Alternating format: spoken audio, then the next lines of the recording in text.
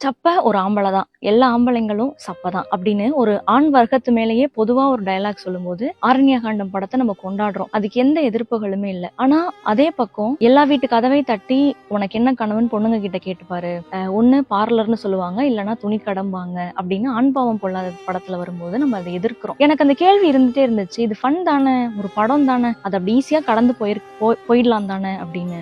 But I got an answer. எக்ஸாம்பிளா நம்மளோட Pandiammal sister எடுத்துப்போம். அவங்களுக்கு ஒரு 40-45 வயசு இருக்குமா, அவங்க அப்ப ஏன் ஒன் டே கிளாஸ் ஜாயின் பண்ணணும்? நான் கேக்குறேன், நம்ம எல்லாம் வண்டி ஓட்டும் போது கீழே விழவே மாட்டோமா?